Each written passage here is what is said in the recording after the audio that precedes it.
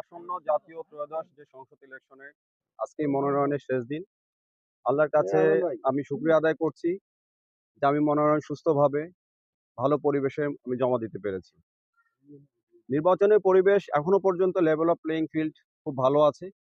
আমি আশা করব প্রশাসন এবং জনগণের কাছে যেন পরিবেশটা এরকমই থাকে, যেখানে প্রতিটি ভোটার এবং প্রতিটি প্রার্থী নিজেদেরকে নিরাপদ মনে করেন এবং প্রতিটি ভোটার যেন তাদের ভোটের অধিকার প্রয়োগ করার জন্য বা ভোটের অধিকার প্রয়োগ করার ক্ষেত্রে কোনো ধরনের বাধা বিপত্তি ফেস না করে।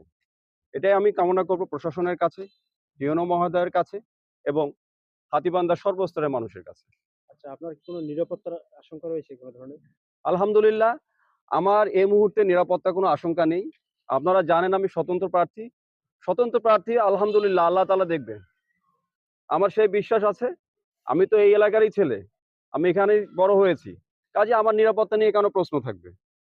আমার ভাই বোন আছে, আপনারা আছেন। জি। প্রশ্ন তুলছেন যে আপনি ৩১ বছর এলাকায় ছিলেন না, হঠাৎ করে এসে বসন্তের উকিল আপনাকে দাবি করছে। এই বিষয়টি আপনি কিভাবে দেখছেন? সাজু ভাই আপনাকে ধন্যবাদ। এই প্রশ্নটির উত্তর হলো আমি আসলে কে বলেছে বসন্ত কোকিল আমি জানি না। যদি আপনি আমাকে একটু বলেন যে বসন্ত কোকিল কে বলেছে তাহলে আমার উত্তরটা আরো সহজ হবে। না, না, আপনার জনগণের আচ্ছা, যদি প্রতিপক্ষ প্রার্থী বলে আপনারা তাদের এবং আমার এনআইডি দেখবেন এবং তাদের বিগত ৩৫ বছরের কার্যকলাপ এবং তারা কোত্থেকে এসেছে, তাদের অরিজিন কোথায়, আমার অরিজিন কোথায়, আপনারা একটু দেখেন। দ্বিতীয় কথা হলো আপনারা জানেন আমি একজন চিকিৎসক।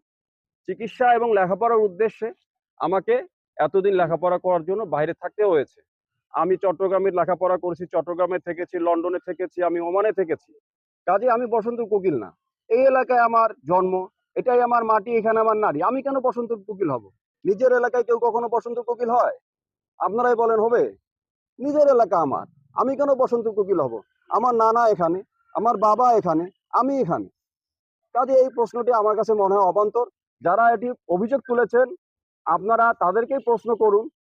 তাদের আপনারা গত ৩৫ বছর, অর্থাৎ আপনি ৩১ বছর বললেন, সেই ৩১ বছর তাদের আপনার হিস্ট্রিটা দেখেন যে তারা ৩১ বছর কোথায় ছিল আগে, তারা কবে আসলো এখানে।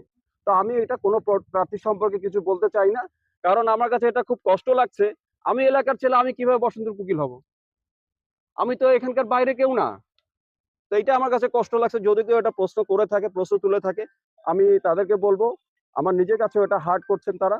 আমি মনে করি তারা যদি এ ধরনের প্রশ্ন থেকে বিরত থাকে আমিও কম বিব্রতকর ফিল করব। পরিকল্পনা কি রয়েছে? আমার হাতীবান্ধা পাটগ্রাম নিয়ে আমার বিশদ পরিকল্পনা রয়েছে। আমার এই পরিকল্পনার মধ্যে আমি যেটা করেছি, আমার নির্বাচনী ইশতেহার আসলেই সেই নির্বাচনী ইশতেহারগুলোকে আমি বাস্তবায়ন করব। এখানে ইশতেহারের মধ্যে অনেক কিছুই আছে, যেটা ডিটেইলস আপনারা পরবর্তীতে ইশতেহারের মাধ্যমে জানতে পারবেন ইনশাআল্লাহ। আলহামদুলিল্লাহ, আমার ভোটের মাঠে সাড়া খুবই পজিটিভ। সাধারণ মানুষ তারা আমার সাথে আছেন। সাধারণ মানুষ সবসময় বলছেন যে আমরা একটা ভালো মানুষ চাই, আমরা একটা সৎ এবং যোগ্য মানুষ চাই। যদি তারা আমাকে মনে করেন যে আমি একজন সৎ এবং যোগ্য মানুষ, আমি তাদের আশা আকাঙ্ক্ষা, আমি তাদের দুঃখ দুর্দশার পাশে থাকতে পারবো, তারা আমার সাথে থাকবেন। ধন্যবাদ। জি, ধন্যবাদ।